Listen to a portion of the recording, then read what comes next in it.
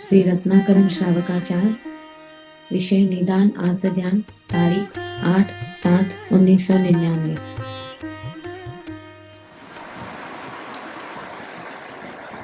नमो अजंतानम नमो सत्तानम नमो आयर्याम नमो विभुचाय नमो वेरे सर्वसाम नमो सर्वसाराय सानुभूत्या चकास्ते चित स्वभावाय भावाय सर्वभावान परच मंगलम भगवान वीर मंगलम गौतमोगम मंगलम कुंद कुंडालु जयं धर्मस्तु मंगलम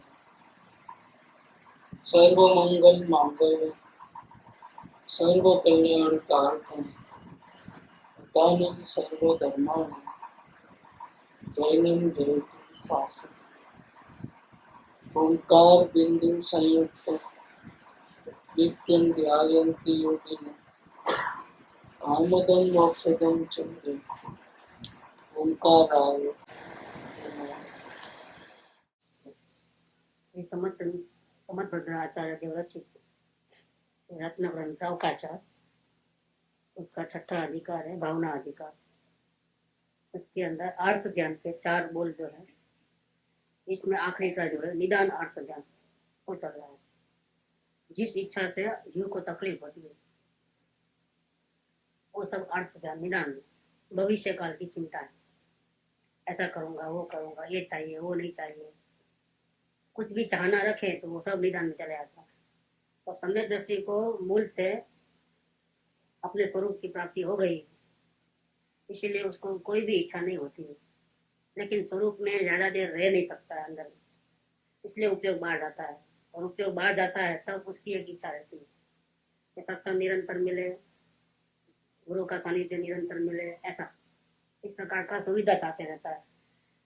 या मेरे को अनुभूति बराबर टिके रहे, परिणाम स्वरूप में लीन रहे, बाहर नहीं जावे उपयोग, इस टाइप का। या फिर बाहर का उदय बहुत जोरदार हो, कर्मों का बाहर बहुत कसना पड़ता हो, तो उसको ऐसे परिणाम रहते हैं कि उदय में और तकलीफ होती है उसको उदय में, और ऐसे उदय में रहना नहीं चाहता, ये भी एक इच्छा है। या अपने निमित्त से किसी को दुखी नहीं करना चाहता है, वो भी एक इच्छा है। लेकिन ये जो सम्यक दृष्टि को जो इच्छा है, भावना है, वो तो अपने स्वरूप में लीन नहीं रह सकता है, इसीलिए मजबूरी से है। उसको इरादा पूर्वक चाह करके नहीं। अज्ञानी की चाहना और ज्ञानी की चाहना में थोड़ा अंतर। तो अज्ञानी को तो क्या है, उसमें राजी खुशी से और इससे ही फायदा होगा करके मानता है। और ज्ञानी को जो ऐसी इच्छाएं होती है, वो है तो अर्थ ध्यान ही है, निदान, लेकिन वो मजबूरी से है, अपने स्वरूप में लीन नहीं रह सकता है, इसीलिए है। तो वो तो जब तक हमारी चेतना नहीं बढ़ेगी तब तक तो उसकी भूमिका अनुसार ऐसा विचार आएंगे। अभिप्राय नहीं, अभिप्राय इसलिए नहीं है कि उसको अनुभव से पता चल गया है कि मेरा सुख मेरे पास ही है, और उसके लिए मुझे कहीं भी कुछ भी करने की जरूरत नहीं है। सिर्फ जानने देखने मात्र से ही अपने स्वरूप का आनंद मुझे मिल जाए, ये उसको पता है। तो उसको कहीं और से सुख मिलेगा ऐसा भाव नहीं है अंदर में। अपने आत्मा को छोड़ करके कहीं और शांति मिलेगी ऐसा तो कोई भाव नहीं। फिर भी इच्छा इसलिए है कि उपयोग बाहर रहता है। उपयोग बाहर रहने से फिर गड़बड़ी होती है परिणाम में, फिर कुछ ना कुछ चाहना होती है, चाहना होती है तो ये गड़बड़ होती है। तो इसको निदान अर्थ ध्यान जरूर है, लेकिन क्वांटिटी में बहुत बड़ा फर्क है। इच्छा है इसलिए निदान कह सकते हो, अर्थ ध्यान निदान का, लेकिन तो बंधन में बहुत बड़ा फर्क पड़ता है। जो बंधन उसको होता है अज्ञान, वो बंधन उनको नहीं होता है, क्योंकि मजबूरी में किया गया जो कर्म है वो तो पाप का बंधन नहीं होता है इसके अंदर। और वो भी स्वरूप भावना के लिए मजबूरी, सामने टारगेट में स्वरूप भावना है तो पुण्य ही होता है। और ज्ञानी को जो सत्संग की इच्छा होती है उसमें, और अज्ञानी को संसार की इच्छा होती है, इसमें फर्क है। लेकिन अज्ञानी को जो संसार की इच्छा हो या सत्संग की इच्छा हो, उसमें कोई ज्यादा फर्क नहीं है, क्योंकि स्वरूप देखा है। ज्ञानी को सत्संग इसलिए चाहिए कि मजबूरी, उसके अंदर में नहीं रहता है। और अज्ञानी को सत्संग इसलिए चाहिए क्योंकि उसको तो देखा ही नहीं, तो कैसे देखना वो चालू रहता है। सत्संग की इच्छा भी वो तो आलम्बन आता है उतना बार, जिसको ज्ञान है उसको आलम्बन आए बिना नहीं रहे। और ज्ञानी कितना भी सत्संग करेंगे लेकिन अपना स्वरूप का आलम्बन छूटेगा। अज्ञानी को स्वरूप का पता नहीं है, इसलिए उसको सत्संग का आलम्बन आए बिना नहीं रहेगा, सदगुरु का आलम्बन आए बिना नहीं रहेगा। उसको तो सत्संग तो करना ही चाहिए, सदगुरु तो चाहिए ही, उनका आशीर्वाद तो चाहिए ही, उनका सपोर्ट तो चाहिए ही, ऐसा ही लग जाता है। मजबूरी से दवा लेना और मजबूरी से दवा लेना वो एक बात है, और राजी खुशी दवा लेना वो दूसरी बात है। बस तो आलम्बन का फर्क। फिर भी ऐसा शुरू में आए बिना नहीं रहेगा, नहीं आएगा ऐसा बात नहीं। नहीं आएगा तो भूमिका ही नहीं, तो ज्ञानी की भूमिका हो गई। मुमुक्षु को सत्संग का आलम्बन नहीं आएगा तो संसार का आलम्बन रहेगा। तो किसको आलम्बन सत्संग का नहीं रहता है? जिसको स्वरूप को पा लिया है उसको सत्संग का आलम्बन नहीं। लेकिन जो जिसने स्वरूप को देखा ही नहीं, आत्मज्ञान नहीं हुआ है,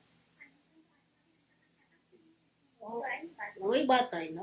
वो निदान जो करता है वो तो मजबूरी में करता है। अगर स्वरूप में लीन होता तो काय को करता है निदान? ये भी तो प्रॉब्लम ही पूरे सॉल्व हो गए, फिर तो कोई प्रॉब्लम ही नहीं रहा। लेकिन वो नहीं हो सकता है, इसीलिए उपयोग बाहर जाता है, और बाहर जाता है तो फिर चाहना भी शुरू हो गया। तो आत्मज्ञान सहित की चाहना और आत्मज्ञान बिना की चाहना, इसमें बहुत बड़ा अंतर है। जिसको आत्मज्ञान नहीं है उसको अगर चाहना है तो अनंत संसार का कारण है, और ज्ञानी का ही चाहना है वो खुद भी समझता है कि ये चाहना है वो दुख का कारण है। चाहना करने से कुछ होने वाला नहीं, काम तो अपने पुरुषार्थ से होगा, और जितना पुरुषार्थ मैं अपने स्वरूप में लगाऊंगा, द्रव्य दृष्टि में लगाऊंगा, तो ही फायदा होगा। बाकी इच्छा कितनी भी करो दुखी दुखी रहने वाला है, और उसको पता है। पता होने पर भी स्वरूप में स्थिर नहीं रहता है, इसीलिए भूमिका अनुसार वो इच्छाएं आए बिना रहती। बस तो आए बिना नहीं रहती, उसमें तो कुछ कर नहीं सकते आप। फिर उनको एक ही काम रहा कि कैसे स्वरूप में लीन हो ज्यादा से ज्यादा, वो कोशिश कर लेता रहता है। तो वो कोशिश तो उनकी चलती रहती है निरंतर। बस हाँ, स्वर्ग का इंद्र क्यों अपनी संपत्ति को छोड़ करके नीचे भगवान की वाणी सुनने आया? तो सम्यक दृष्टि है, एकावतारी है। तो आत्मज्ञान कैसे होता है मालूम है, सुख कहाँ है उसको मालूम है, लेकिन भगवान को देखते ही उनको आत्मलीनता बढ़ जाती है। तो स्वर्ग में बैठे रहने से आत्मलीनता नहीं बढ़ती। तो स्वर्ग के अच्छे वातावरण को छोड़ करके मध्यलोक के वातावरण में आता है जी। देखो क्यों आता है? देवों का साथ छोड़ करके तिर्यंच और मनुष्य का साथ लेने क्यों आता है? लेकिन जिन्हें उपयोग बाहर रहता है वहां स्वरूप लीनता इतनी नहीं होती है, तो फिर इसीलिए वो सत्संग में आएगा नहीं आता। भगवान का सत्संग करता है आकर, और भगवान को देख करके बहुत भावना भाता है कि मैं ऐसा कब बना, और भावना में ही उसका बाहर का पूरा चारित्र का मोह गल करके स्वरूप लीनता होती है। सत्संग इसलिए ज्ञानी को भी बहुत जरूरत है, नहीं तो परिणाम बिगड़े बिना नहीं रहेंगे। कितने दिन परिणाम का कंट्रोल, कितना दिन रहेगा?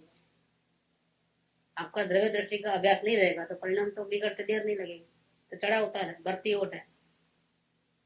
तो यहाँ निदान की बात चल रही है कि जो इच्छाएं होती है भविष्य काल के बारे में, वो संसार परिभ्रमण का कारण है, पुण्य का नाश करने वाला है।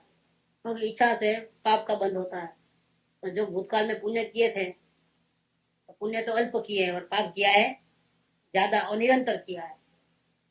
देखो ये कौन सी इच्छा है, खास तौर पे लंबे समय तक जिंदा रहना, अपनी इनकम बढ़े, कुटुंब परिवार सुखी रहे और उसकी वृद्धि होवे, और कभी बीमार नहीं पड़े, निरोगी रहे। ये इच्छा सभी को है कि नहीं? कंटिन्यू है कि अभी उसमें तो कभी कभी करता है, कभी कभी नहीं करता, ऐसा है। तो कंटिन्यू ये जो बेसिक इच्छाएं हैं वो कंटिन्यू रहती है, तो पाप भी कंटिन्यू हो रहा है, और पुण्य तो कभी कभी होता है। तो ज्यादा पाप के सामने थोड़ा बहुत पुण्य भी क्या होता है, उसकी कोई असर नहीं है। जैसे करोड़पति का 500 रुपए की नोट खो गई, तो 500 रुपए की नोट खो गई, वो तो पाप का उड़ेगा, इसलिए कोई पॉकेट मार लिया, समझो या चुरा लिया, तो इससे कोई उसको फर्क नहीं पड़ता है, क्योंकि उसका पुण्य बहुत प्रबल है। बहुत ज्यादा पुण्य है और 500 रुपए का नुकसान होता है, तो करोड़पति को कोई फर्क नहीं पड़ता, क्योंकि उसके ज्यादा पुण्य का फल के सामने वो पाप का फल तो कुछ वैल्यू ही नहीं रखता है। इसी प्रकार से जिसको ज्यादा चारों ओर से उपाधि हो, उसको थोड़ा बहुत सत्संग मिले, थोड़ा बहुत भगवान के दर्शन करने मिले, वो पुण्य जो है वो कितना दिखता है, उसकी क्या असर होती है? वो असर ही नहीं होता। वो तो मिला भी क्या नहीं मिला भी क्या, क्योंकि वो तो दर्शन करते करते भी वही सोचते रहेगा कि इसका क्या करो, कैसे करो। बस अब किसी की गाली सुन करके जाना मंदिर में, देखो क्या होता है। मंदिर जाते जाते कोई बीच में मिल गया हो दुश्मन हमारा और गाली दे, चलो गाली नहीं दी, उसका मुंह देख लिया हमने। ऐसा कि समझे पहले रोज सत्संग में हमारे पास आता था, अब नहीं आ रहा है, कई दिनों से बातचीत नहीं कर रहा। इतना ही नहीं, हमको देख करके वो मुंह बिगाड़ लेता है। अपन क्या बोलेंगे, एहसान फरामोश, ठीक, उसके परिणाम बिगड़ गए, अधोगति में जाने वाला है, ऐसे का संग नहीं करना। और फिर हम मंदिर गए और वो सामने मिले, और पहले तो बहुत भक्ति भाव रखता था, भक्ति भाव नहीं रख रहा है क्या। पहले तो एक दूसरे की खबर अंतर पूछना सब होता था, और रोज सत्संग मिलना होता था। अब वो विचार भेद होने से क्या हो गया कि वो मेल नहीं जम रहा है। तो मंदिर में तो वो भी आएगा, हम भी जाएंगे, लेकिन हम गए तो उसका उस पर नजर गिरी तो क्या होता है कि भगवान पे रहती है नजर। उसने गाली नहीं दिया, उसने बात नहीं किया, कुछ नहीं, लेकिन हमारे परिणाम कैसे होता है? तो भगवान के दर्शन मिले तो भी क्या, नहीं मिले तो भी क्या, क्योंकि हमारा पाप का उड़े ज्यादा होता है, पुण्य को घसीट के लेके जाता है। ये बात है, संसार परिमूल का कारण और पुण्य का नाश करने वाला जान करके कभी भी निदान नहीं करना। इसका मतलब कि एक सेकंड बाद की भविष्य की चिंता नहीं, निदान नहीं करना का मतलब क्या है कि जैसी हालत हो ऐसा स्वीकार कर लेना हर वक्त। सुख हो तो सुख, दुख हो तो दुख, उस बाहर के संयोग के सामने, अच्छे बुरे संयोग के सामने देखना तक नहीं। ऐसा क्यों नहीं बोलना, मेरा क्या होगा नहीं बोलना, बस निरंतर अपनी दृष्टि जो है अपने स्वरूप में लगा के रखना, पूर्ण धीरज पूर्ण हिम्मत के साथ रहना, लेकिन निदान कभी नहीं करना। निदान करने से बहुत बड़ा नुकसान होता है। निदान माने एक सेकंड बाद में क्या होगा मेरा, ऐसा विचार करने से बहुत बड़ा नुकसान होता है। और स्वरूप में स्थिर कौन रहेगा? जिसको चिंता नहीं है, चिंता निरोध होता है, और उसका ध्यान अच्छा लगता है। कोई भी जगह पे एकाग्रता करना है तो किधर भी यहाँ स्वरूप में एकाग्र करना है। स्वरूप में एकाग्र करना थोड़ा मुश्किल इसलिए है कि कभी देखा नहीं है स्वरूप कैसा है, कहाँ है, कौन सी जगह पे है। उसका कोई रंग रूप नहीं है, उसका कोई आवाज नहीं है, वो आंख से देखा नहीं जा सकता, कान से सुना नहीं जा सकता, स्वाद से चखा नहीं आता, स्पर्शेंद्रिय का भी विषय नहीं। ऐसे तो हवा को नहीं देख पाते, लेकिन वो स्पर्शेंद्रिय का विषय है, उसका महसूस कर सकते हैं और इजी है। लेकिन आत्मा को महसूस करना जिसने नहीं देखा है उसको बहुत मुश्किल है, क्योंकि वो 5 इंद्रिय और मन का विषय नहीं है। कितना भी बोलो मैं आत्मा हूँ, मैं आत्मा हूँ, मैं आत्मा हूँ, आत्मा समझ में नहीं आएगा, पकड़ में ही नहीं आएगा। तो ये तो बहुत मुश्किल की बात। और जो अपना स्वरूप है, लेकिन ऐसा आश्चर्यकारी है कि 5 इंद्रिय और मन के द्वारा पकड़ में नहीं आता है, और उसके लिए बेकार है। और हमारी आदत अनंत काल से कौन सी है? इंद्रियों का माध्यम और मन का माध्यम लेना, उसके द्वारा हमने हमेशा पर सन्मुखता रखी। तो और भी कठिन हो गया, आदत उल्टी है, और तो बारी बार देखा है और अंदर कभी देखा नहीं, और कैसा है वो मालूम नहीं। तो ध्यान तो एकाग्रता करना होता है। अब जिसको देखा नहीं है, जिसकी कोई आदत नहीं है, उसमें एकाग्रता क्या करेगा खा? उसकी तो बात जान दो, कोई भी एक चीज पॉइंट छोटा सा लेकर के दीवार में या किधर भी रखो और इधर देखते रहो तो भी मुश्किल है। और इसमें भी अगर चारों ओर से उपाधि या कोई ना कोई चिंता हो तो सवाल ही नहीं है देखने का, एकाग्रता जमेगी ही नहीं। इसीलिए भविष्य के एक सेकंड बाद की जो भी चिंता होती है, ऐसा हो, ऐसा चाहिए, या इच्छाएं होती है या चिंता होती है, तो फिर एकाग्रता नहीं होती। एकाग्रता करना चाहे तो भी नहीं होती। जिसको देखा है देख सकता है, उसको उसके ऊपर भी एकाग्रता नहीं होती है। जिसको कभी देखा नहीं है, जो इंद्रियों का विषय नहीं है, मन का विषय नहीं है, अनुमान का विषय नहीं है, उसको कैसे देख पाएगा? उसमें एकाग्रता कहाँ से कर पाएगा? इसीलिए जो इच्छाएं हैं वो दर्शन मोह के परिणाम है, तीव्र दर्शन मोह के परिणाम है। एक सेकंड बाद का इच्छा नहीं करना, कोई भी सुविधा नहीं चाहना, और कैसी भी तकलीफ आए तो हम दूर भगाने की जरूरत नहीं है, जैसा है वैसा है, बस सब छोड़ दो कुदरत के ऊपर। ऐसा होने वाला होगा, इसमें कोई फेरफार नहीं कर पाएगा। जो होने वाला है अच्छा या बुरा, इसमें तो हमारे पूर्व कर्म बांधे हैं, इसी प्रकार से होगा। सुख आएगा दुख आएगा जो भी आएगा, इसमें तो इंद्र नरेंद्र जिनेन्द्र कोई फेरफार करने में समर्थ। ये हमारे भगवान हमारे उनके लड़के हैं समझ लो, लेकिन हमारा उदय को मेट नहीं सकता, वो एक घड़ी को आगे पीछे नहीं कर सकता। तो मंगलवार का सोमवार नहीं कर सकता, मंगलवार का बुधवार नहीं कर सकता, मंगलवार का मंगलवार ही रहेगा। वो किसी की ताकत नहीं, इंद्र नरेंद्र जिनेन्द्र को। इसीलिए सब कुदरत के हाथ पे छोड़ देना, और भविष्य के क्या होगा उसकी एक भी चाहना नहीं करना, तो स्वरूप में लीनता आराम से हो जाएगी, बहुत आसानी से होगी। वो उपयोग हमारा बाहर मजबूरी से रहता है, इसलिए मजबूरी से वो इच्छा होती है, मजबूरी से होती है। लेकिन उसको पता है, जो परम शांति की भावना करता है, जिसको आत्मा की शांति मिली है और अब आगे बढ़ करके परम शांति की भावना करता है, परम पद की भावना, तो उसको ये पता है कि परम पद की भावना, परमात्मा पद कब मिलेगा, क्या करूंगा तो मिलेगा, उपयोग कहाँ रखूंगा, आत्मा में।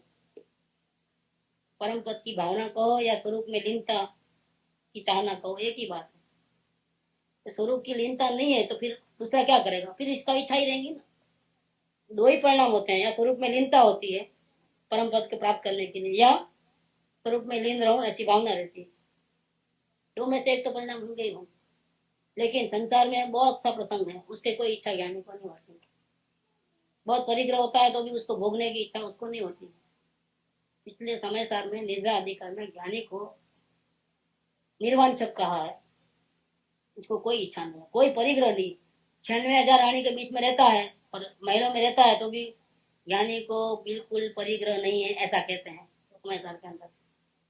क्यों भैया ऐसा, तो महलों में रहता है ना, इतना सारी संपत्ति है ना, तो संयोग भले ही है, संयोग की मना नहीं है, लेकिन वो कहाँ अपना मानता है। संयोग तो रहेगा पुण्य के प्रबल से, लेकिन वो अपना माने तो परिग्रह ना, अपना कहाँ मानता है। वो तो देह को भी अपना मानता, तो ज्ञानी को तो इच्छा रहित और परिग्रह रहित ऐसा कहा है। तभी तो शांति में आएगी। शांति क्यों है ज्ञानी को, कि परिग्रह का जो होना है तो हो, मुझे कोई लेना देना नहीं, रहे तो रहे, जावे तो छिन्न भिन्न हो जाए, या छेदाई जाओ या भेदाई जाओ, उनके समय प्रतिक्रमण में समय सार निकाल था निर्धार अधिकार, कि कुछ भी हो, परिग्रह मेरा एक अंश मात्र भी मेरा नहीं। समय सार के 38 गाथा में भी उसने वही बात है, आत्मज्ञान हुआ है, वो जीव क्या बोलता है कि हूँ एक शुद्ध सदा रूपी ज्ञान दर्शन में करे, कहीं अन्य ते मारू जरी परमाणु मात्र नहीं। संयोग भले कितने भी हो, लेकिन मेरा है ऐसा कहाँ मानता है। इसीलिए उसको कोई चिंता नहीं, चाहे सुधरे चाहे बिगड़े, चाहे कम हो जाए चाहे बढ़े, हमको लेना देना नहीं किसी के साथ। हम तो हर हाल में ऐसे के वैसे रहेंगे, हमको कोई तकलीफ नहीं। तकलीफ है तो एक ही बार की तकलीफ, यानी साधना करने वाला, क्योंकि मेरी स्वरूप में लीनता क्यों नहीं बढ़ रही, इसके अलावा कोई तकलीफ नहीं होती ज्ञानी, क्योंकि बाद में तो कुछ कर ही नहीं सकता है। बाद में तो एक तणक लना बे टुकड़ा करवानी, पण हमारा ताकत, बाद में तो क्या करेगा। तो फिर उसको कोई इच्छा नहीं होती, भविष्य की कोई इच्छा नहीं होती, ऐसा करूंगा वो करूंगा ऐसा वैसा, कुछ नहीं, खाली दिमाग खाली है बिल्कुल। और फिर भी अगर आते हैं तो उसको समझना कि निदान अर्थ ध्यान है और अपना बुरा कर रहा है, ये समझ के चलना। भविष्य की एक भी सेकंड की चिंता अगर है, अपने परिणाम को देख लेना, तो अपना नुकसान हो रहा है तो समझना, अपना अच्छा नहीं हो रहा है, भला नहीं हो रहा है। इच्छा से तो पाप का बंध होता है। भोगों की अभिलाषा तथा अपने अभिमान की पुष्टि चाहना, वो तो अपने भूतकाल में एकत्र किए हुए पाप का भी पुण्य का भी नाश करना है। पहले जो किए हैं उसका भी नाश हो जाएगा, उसका कोई वैल्यू नहीं रहेगी। निर्वांछक परिणाम से ही पुण्य बंद होता है। जिसको कोई इच्छा नहीं है, कुछ चाहिए ही नहीं अपने स्वरूप के अलावा, उसको दुनिया की सब संपत्ति भोग मिला सब मिलता है ताकत। एक ज्ञानी को चक्रवर्ती पद मिलता है, अज्ञानी को नहीं मिलता। इंद्र पद, सौधर्म इंद्र वगैरह कौन बनता है, ये सीट ज्ञानी के लिए रिजर्व है, कोई अज्ञानी नहीं बैठ सकता उस पर। स्वर्ग में ऐसी ऐसी टॉप पोस्ट है, वो सब कब्जा किसने किया है? ज्ञानी है। ज्ञानी की इतना भी मर जाए तो भी नहीं होगा, लटकी खा लेना तो भी वो पोस्ट तो उसको नहीं मिले। देखो, ये निर्वांचक, निर्वांचक परिणाम से ही होने वाला, क्योंकि वो चाहता नहीं है ऐसे भोगों, वो तो अपने स्वरूप में रहना चाहता है। अरे प्रारब्ध तू तो गेलू, न मांगे दौड़ तू आ, मांगने से दूर चले जावे। आता है, कविता है गुजराती में, किसी कवि ने लिखी कि प्रारब्ध तो बहुत गेला है, मांगे तो दूर चले जावे और नहीं मांगे तो सामने आ। निर्वांचक परिणाम से ही पुण्य बंद होता है। ऐसा हर जगह होता है। जो बहुत लोग भी होता है व्यापारी, तो लोग करता है तो क्या करता है, पैसा ज्यादा लेना होता है और माल डुप्लीकेट या ऐसा होता है ना, जल्दी करोड़पति बनना है। और लेकिन जल्दी करोड़पति बनता है और ऐसा गलती करता है तो पाप इकट्ठा करता है। और करोड़पति कोई बन भी जाता है तो पूर्व पुण्य के कारण से बनता है, वर्तमान में नया पाप ही कर रहा है। और इसमें भी अगर पुण्य पाप का उदय आया और किसी को मालूम पड़ा कि इसने धोखा दिया है तो क्या होगा? तो खुद तो लेगा नहीं, लेकिन 10 लोगों को रोक देगा, भैया इधर नहीं जाना, यहाँ धोखा भाई चल रही है, देखो ये मेरे को इतना पैसा ले लिया और माल ऐसा दिया, क्या दोबारा कोई आएगा नहीं। ऐसा हो जाता है, क्योंकि वो बहुत इच्छा करता है, तो बहुत इच्छा करता है तो पाप हो जाता है, तो उसका आगे बढ़ना नहीं, तो फ्यूचर अच्छा नहीं। थोड़े दिनों के लिए अच्छा इसलिए है कि पूर्व का पुण्य का नोट चला रहा है, चल रही है गाड़ी, लेकिन पाप का उदय आएगा तब खत्म माम। कुछ भी नहीं होगा तो कुदरत फटका मारेगी, या इनकम टैक्स की रेड पड़ जाएगी, या कुछ भी ऐसा होगा, कोई दया करने वाला नहीं, क्योंकि पाप बहुत किया है। इसलिए निर्वांचक परिणाम से ही पुण्य बंद होता है। अपनी उच्चता की वांछा तथा विषयों का लोभ, तीव्र कसाई, पाप पर्याय बुद्धि वाले के बिना कौन करता है?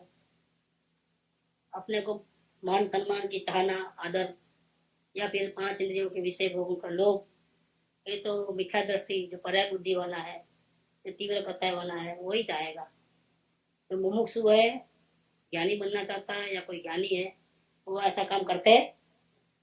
ये विषय और ये अभिमान कितने दिन रहेगा? अगर मिला भी तो कितना दिन रहेगा? ये जीव अगर बाप की मिलकत नहीं है समझो, तो पहले तो 20-25 साल तो पढ़ाई करने में लगता है, फिर कमाना जमाना शुरू होता है, और एक बार गृहस्थ जीवन में प्रवेश करता है, कुटुंब का बोझ, खर्चा चालू है, और कमाई के लिए बहुत दिन रात मेहनत करते करते करते बहुत मुश्किल से 40-50 के बाद ही उसका घर का मकान होता है। जनरली ऐसा होता है कि किसी का नसीब अच्छा हो अलग बात है, मेजोरिटी का हिसाब ऐसा है। क्यों अपना मकान कब लेता है? 45-50 जब होता है तब उसको, वो भी पुण्य का उड़े है वो तो वो अपने घर के मकान में चलने को जाता है। जब तक तो कमाना, तो पौनी जिंदगी तो ऐसा ही चले गई, परिग्रह को संभालने में, जुटाने में साधन, और सब लाने में, इकट्ठे करने में, बचत करने में। अब रहा कितना? एवरेज आयुष्य 60 साल की, बाकी 15 साल है, तब बीमारी आकर के घेरा डालती है, कुछ ना कुछ बीमारी कहीं ना कहीं से आ जाती है। वो भी शांति से अपने घर में शांति से रह नहीं सकता हो। देखो ये क्या हाल है, कि बहुत पाप करके आया, और वर्तमान में भी बहुत पाप किया है, कभी आत्मा के सामने देखा भी नहीं। ये जिंदगी ऐसे ही चले आती है। बहुत से लोगों की जिंदगी का ये लेखा जोखा है। जो सुविधा चाहते चाहते सुविधा के लिए वो उसने इतना जिंदगी 45 साल 40 साल 50 साल मेहनत किया है, उसको वो कितना दिन भोगेगा? अब आयुष्य रहा ही कितना? ज्यादा तक तो जिंदगी तो है दुख में ही गई, मेहनत करने में ही गई। अब रहा कितना जो भोगेगा वो? और फिर वो मिले तब बीमारी नहीं आवे, ऐसा होता है क्या? खत्म मामला। तो ये कहते हैं कि ये विषय और ये अभिमान कितने दिन रहेगा? तुम कितना दिन भोगेगा जिसके लिए तुम इतनी मगजमारी चाहना करते हो सारी जिंदगी निरंतर? वो मिलेगा तो भी कितना दिन रहेगा, और तुम कहाँ भोग पाएगा पूरा? तुम तो भोग नहीं पाओगे।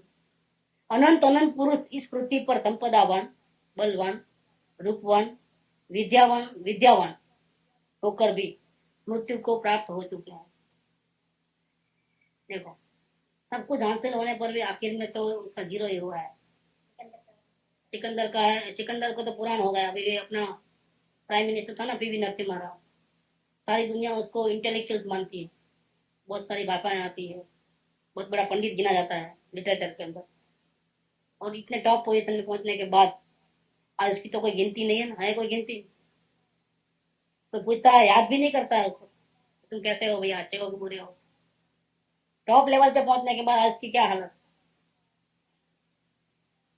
कि संपदावान, बलवान, रूपवान और विद्यावान ऐसा होने, ये तो अभी जिंदा है।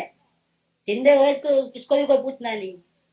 इंडिया का प्राइम मिनिस्टर था, उसको सब मालूम रहता है मोस्टली तो, लेकिन आज उसकी पूछ नहीं हुई तो जरा कोई नाम तक नहीं लेता है उसका। जवाहरलाल नेहरू को याद करेंगे, लाल बहादुर शास्त्री को याद करेंगे, गांधी जी को याद करेंगे, लेकिन ये जिंदा है अभी। 5 साल तक हैरान हुआ है वो देश के लिए। कितने विकल्प किए होंगे भारत देश के लिए उसने, कितनी मगजमारी की होगी। आज की कोई कदर है? देखो, जिंदा रहने पर भी कोई पूछता नहीं। तो ऐसा अनंत अनंत पुरुष इस पृथ्वी पर संपदावान भी हो गए हैं, बलवान भी हो गए हैं, रूपवान भी हो गए हैं और विद्यावान भी हो गए हैं, लेकिन सब मृत्यु को प्राप्त हो चुके हैं। ऐसे बहुत बहुत बड़े बड़े लोग, तो डायना थी वो, कैसा एक्सीडेंट हुआ उसका, 35-36 साल की उम्र में फुलते उड़ गए, पूरे बॉडी का एक एक टुकड़ा टुकड़ा नहीं मिला कोई। संजय गांधी, कि जो भविष्य का प्राइम मिनिस्टर माना जाता है, इंदिरा गांधी के बाद यही आएगा, समझ लो। क्या हुआ उसको पता लगा क्या कुछ? स्वयं इंदिरा गांधी का पता नहीं लगा, कैसी मौत मरे हैं। ये सब क्या है? बड़े बड़े पुण्यशाली जीव, जिसको बड़ी बड़ी पोस्ट मिली थी, सत्ता मिली थी, उन्होंने एक आवाज करे तो लाखों लोग खड़े हो जाए, उनकी हालत कैसी हुई। यहाँ पर काल अचानक आकर के व्रत लेगा। इतने समय तक भोगों ने क्या कर दिया? ये भोग अतृप्ति के करने वाले, अगर मिल के भी गया तो कोई शांति नहीं है, कुछ और ज्यादा चाहिए। अगर हमने चाहा ऐसा मिल गया तो क्या छोड़ेगा चाहना? अब नहीं करेगा चाहना? अरे स्वर्ग के देव भी नहीं छोड़ते हैं चाहना करना। सब कुछ मिल चुका है और ज्यादा मिलने वाला नहीं। स्वर्ग के देवों की ये हाल है, पक्का है ना, सवाल ही नहीं। वहां तो कर्म धर्म है, वहां तो मेहनत करने का सवाल ही नहीं, वहां तो भोगने का है। हाँ हाँ, मालूम। चाहना करना में क्या है? जलना चाहना करना है, क्या है? चालू है उसको, इतना मेरे को इतना, वही बात। मतलब अपना सुख भी तो शांति से नहीं भोग सकते हैं, सब कुछ मिलने पर भी ईर्ष्या होती है, ईर्ष्या।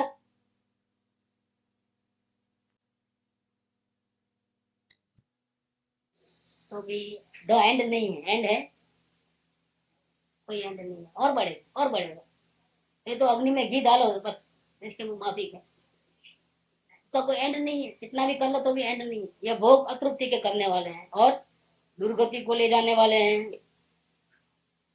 संसार में 4 गति में से 2 गति ठीक मानी जाती है, 2 गति दुर्गति मानी जाती है। मनुष्य और देव गति है थोड़ी कंपेरेटिवली, संयोग की दृष्टि ठीक। लेकिन ये जो भोगों की चाहना है, उससे वो 2 गति नहीं मिलती है। कौन सी? मनुष्य और है, तो वो भी कोई अच्छा नहीं है, लेकिन कंपेरिजन से बात करते हैं। ये भोगों की जो चाहना है, जो इच्छाएं हैं, जो भविष्य का ये ऐसा ऐसा ऐसा चाहिए चाहिए वाली जो बात है, वो तो आपको मनुष्य और देवगति तो मिलने का सवाल ही नहीं है। उसे तो वही मिलेगा, नरक कॉटेरियन, इसके अलावा कुछ नहीं मिलेगा। दुर्गति को ले जाने वाले हैं, चाहने से कभी प्राप्त भी नहीं होते हैं। असंख्यात जीव चाह की दाह के मारे जलते रहते हैं। उनका पूरा जीवन तो इच्छाओं में और दुखी होने में ही गया।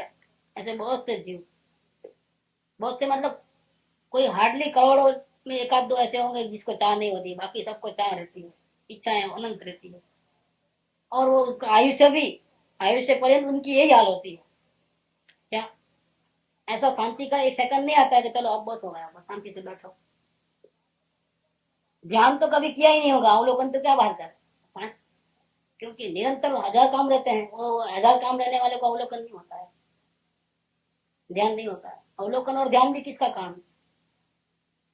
5 मिनट शांति से आंख बंद करके बैठेगा कौन? बैठेगा जिसको पता ही नहीं है कि ये अंदर में सुख है, वो अवलोकन क्या करेगा और वो ध्यान क्या करेगा? वो तो एक सेकंड के लिए भी वो नहीं रह सकता शांति। शांति का क्षण उसके जीवन में नहीं है। या मारम पीटी करके कमाओ धमाओ इकट्ठा करो या फिर भोगो, दो में से एक में, या तो लाओ या फिर मजे लो। ये दोनों में जाता है जीवन पूरा, और ऐसा ही करते करते करते रहोगे तृष्णा की आग में जलते जलते जलते जलते आखिर तक આપણે કૃપાળુમાં આવે છે હતી દિન થાય ત્યારે તાકી છે તે થાય અને મળી તે થાય ત્યારે તાકી સંપ્રદાયને એવું કઈ છે। तो कितना भी करो एंड नहीं है, कृष्णा नो एंड, कृष्णा का एंड नहीं। वो देवता ही मिल गए, शंकर ही चाहिए अब। क्या राजा बना तो देवता बनना है, और देवता बनना है तो शंकर बनना है। देवता सभी बनते हैं, शंकर तो कोई एकाध होता है, शंकर चाहिए, उसका कोई एंड नहीं है। जब गरीब था तो बोला कि मैं सेठ बन जाऊं तो अच्छा, सेठ बन गया तो सेठ तो बहुत बने, राजा बने तो अच्छा, राजा बना तो बोला नहीं राजा में क्या है, देवता बनना। और फिर देवता बना तो बोलता इसमें क्या है, सभी देव है, शंकर महादेव बनना है मेरा। अति दिन टाइम है वो तो उसमें चाहे भी सुखद हो मान तनो ये मिला तो भी क्या फायदा, ये सब मिला तुम्हारे को, लेकिन तुम्हारा क्या फायदा। तो धर्म के बिना ये छोटी छोटी उम्र में लिखा है, 15-16 साल की उम्र में ये कविताएं बनाई है उन्होंने। तो क्या कविताएं हम तो रोज कैसे लगाते थे, ये कैसे डेली लगती थी हमारे घर में। चाहे भी सुखद होए मान तनो मत होए कमा खमा खुद होए તે કશા કામનો बाहर ख्याल नहीं पाता है। बहुत अच्छा वो इसमें ही है, चाहे भी सुखद रहे तो मिला तो भी क्या फायदा है। धर्म के बिना इस जीव को कोई बचाने वाला। और लंबी लंबी कविता है, 20-20 25-25 लाइन की कविता है दोनों, लेकिन बहुत अच्छी है।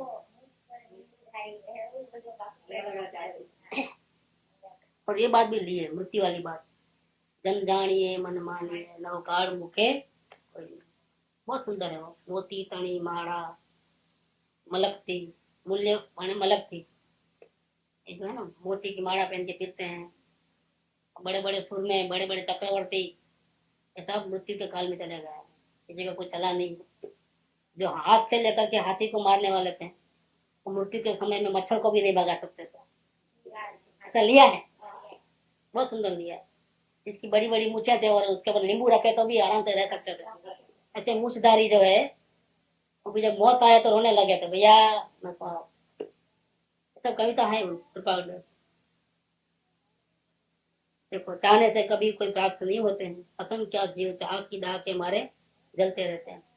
मरण निकट आ जाता है तब भी चाह ही करते रहते हैं। मृत्यु के समय भी अभी काम पूरे कहाँ हुआ है, अभी ये करना है वो करना है, उसको ऐसा बोलना उसको ऐसा बोलना। अरे भैया अभी तो मरण समाधि का दिन आया है, मृत्यु महोत्सव मनाने का दिन आया है। मृत्यु के समय में पंचायत नहीं होती, अब तो स्वरूप में लीन होता हूँ, अब मैं स्वरूप में लीन होता हूँ, ऐसा बात होती है। लेकिन उसकी चाहना नहीं, चाह से सारा जगत जल रहा है।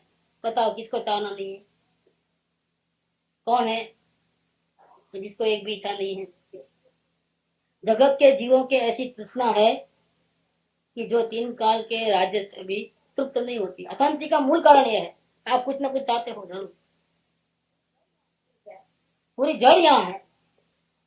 भैया आपका स्वरूप में आनंद है, आप क्यों दूसरे के मगजमारी चाहते हो, क्यों दूसरे के अधीन होते हो, शांति के लिए दूसरे का सपोर्ट भी क्यों चाहते हो। तुम्हारा ज्ञान तुम्हारे पास है, तुम्हारा आत्मा तुम स्वयं हो, देखो ना और मजे में रहो ना, कल को मगजमारी करते हो। ये पूरी जड़ अशांति की शांति है। इच्छा सफल नहीं होती तो गुस्सा आता है, क्योंकि तो गुस्सा करना हो तो होगा, अगर आप इच्छा करोगे तो गुस्सा होगा भी, लेकिन शांति से रहना है तो एक भी निदान मत, ये बात है। जगत के जीवों के ऐसी तृष्णा है कि जो 3 काल के राज्य से भी तृप्त नहीं होती है।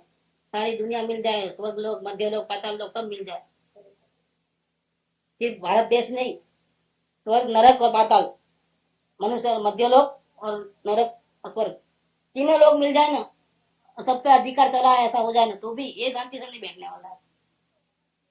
फिर किस किस को समस्त लोग का राज्य मिलेगा, सबको वही इच्छा है। आपको भी 3 लोग चाहिए, मेरे को भी चाहिए था, किस किस को मिलेगा, जीव तो बहुत।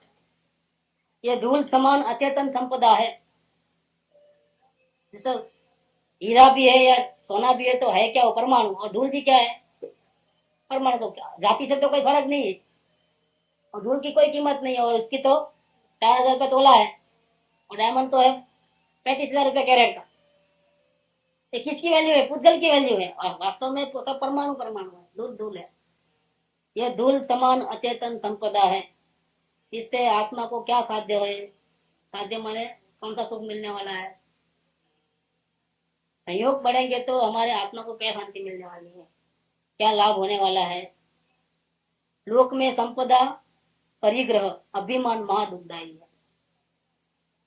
अपनी अविनाशी ज्ञान की संपदा, देखो वही बात आ गई ना कि बाहर में तो सब धूल है और अंदर में क्या है, वो संपदा है। और वो कैसी संपदा है, कभी नाश नहीं होगे।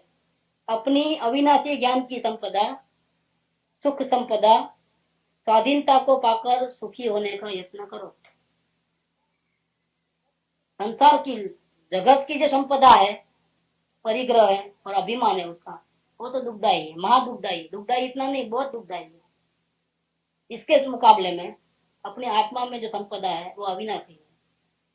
अपनी अविनाशी ज्ञान की संपदा, सुख की संपदा और स्वाधीनता है। किसी के आगे गिड़गिड़ाना नहीं पड़ता है, किसी की गुलामगिरी नहीं करनी पड़ती है। तो ऐसी अपनी संपदा को पाकर के सुखी होने का यत्न करो। संतोष समान कोई सुख नहीं है, और संतोष समान कोई तप नहीं है, क्योंकि वो इच्छा नहीं करेगा। संतोष जो इच्छा नहीं करता तो इच्छा निरोध वही तप है, और जिसको इच्छा नहीं है उसको कोई तकलीफ नहीं है, तो वही सुख है। प्राप्त हुए विषयों में संतोष रखकर वांछा रहित होकर जो रहते हैं उनको बहुत बड़ा तप है, और कोई ताते नहीं, तपस्वी है वो। देखो उपास करते तपस्वी कहते हैं ना उनको, क्योंकि वो खाना भी नहीं चाहता, और ये जीव कुछ भी नहीं चाहता अपने आत्मा के अलावा, बड़ा तपस्वी है। कर्म की निद्रा होती है, भूतकाल के भोग लेते हो, नए बांधते नहीं हो तो क्या हो गया, निद्रा हो। नहीं तो क्या होगा, तो भूतकाल के तो आप आएंगे और फिर उसमें जुड़ोगे, तो भूतकाल तो वो तो खत्म हुआ, लेकिन नया बांध लिया तो निद्रा कहाँ हुई। निद्रा किसको बोलते हैं कि वो चुकता हो गया, अब वो नया नहीं बनता है तो निद्रा नहीं। वो भले चुकता होगा लेकिन नया फिर ले लेते हो, मतलब कर्जा चुकाने के लिए, ब्याज चुकाने के लिए नहीं लोन लेते हो क्या, ऐसा नहीं होता है। 31 मार्च अभी ब्याज देना पड़ता था, एकदम कहाँ से लावे, चलो अभी लोन ले लो, ब्याज चुकाने के लिए लोन, डेप्ट बढ़ते जाएगा, ऐसा क्यों, ये परेशानी होती है।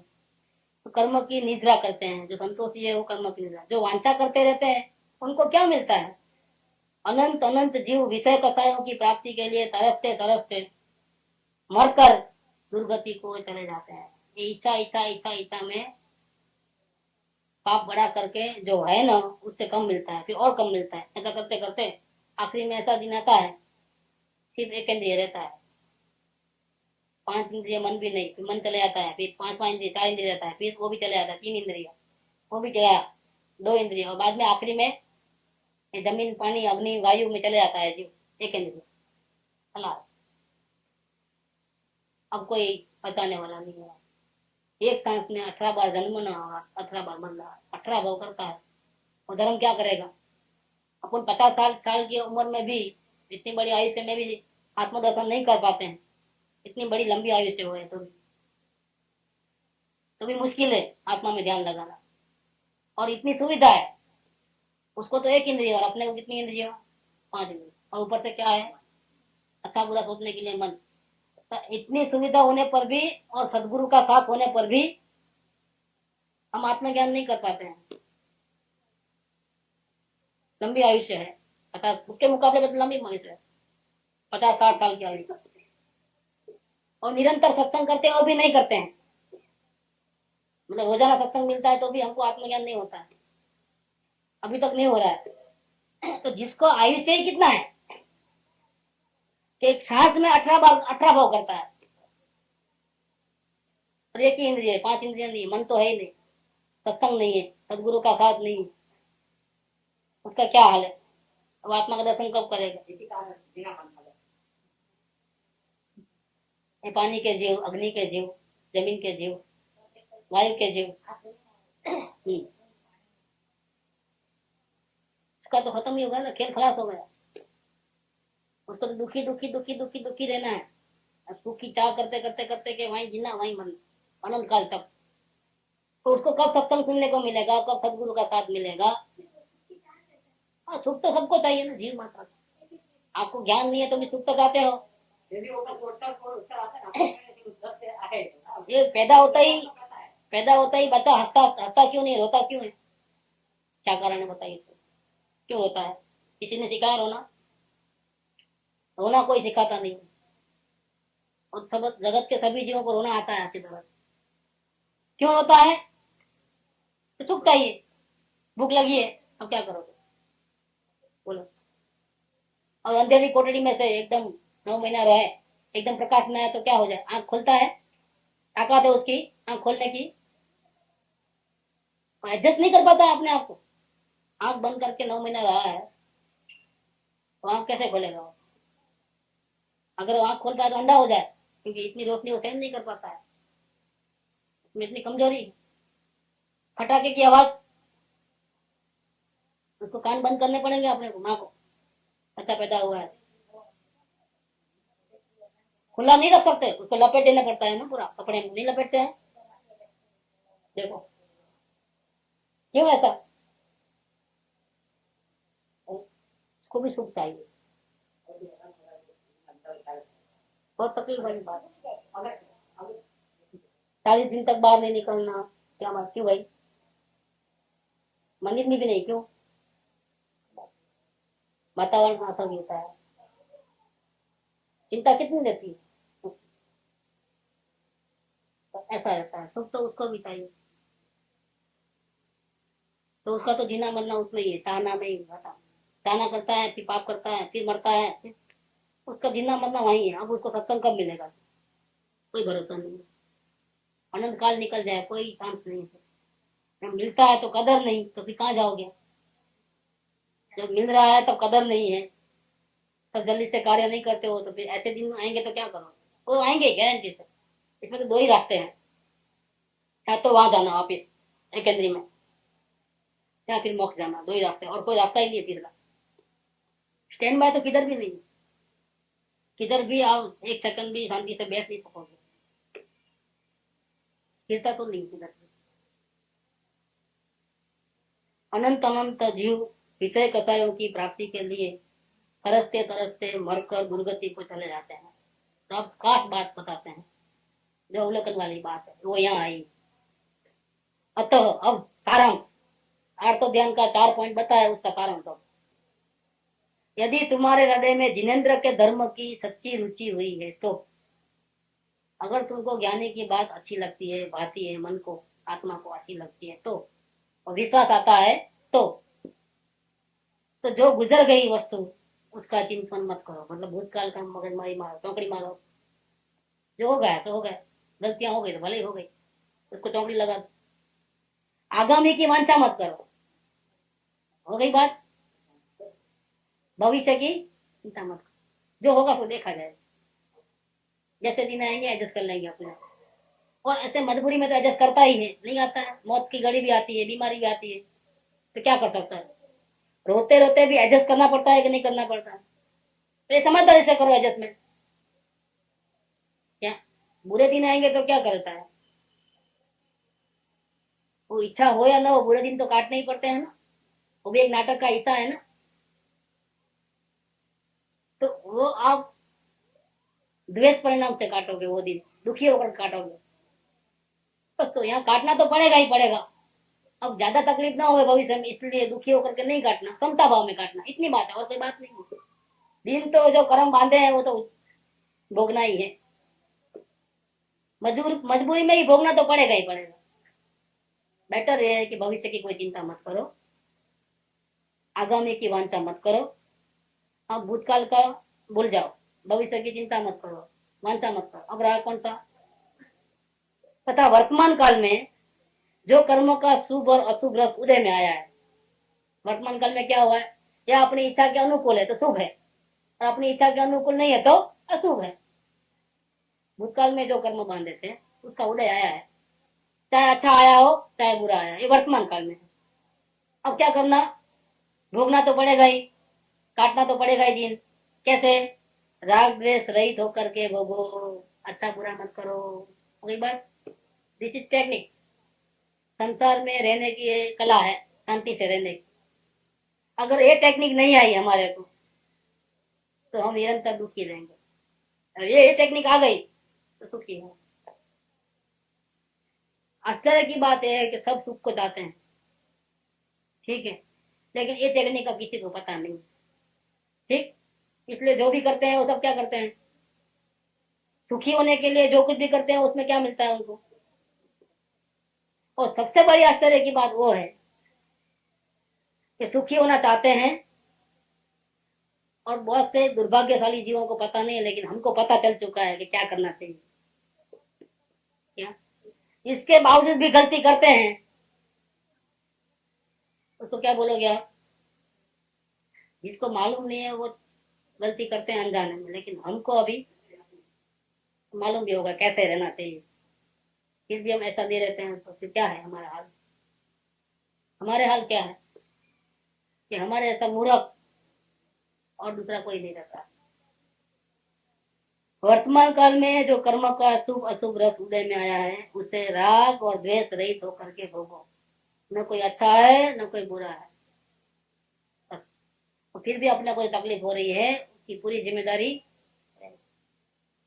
तारा दोषे तने बंधन છે સંતની તારો દોષ એટલો જ अन्यने પોતાનું માનવું, પોતે પોતાને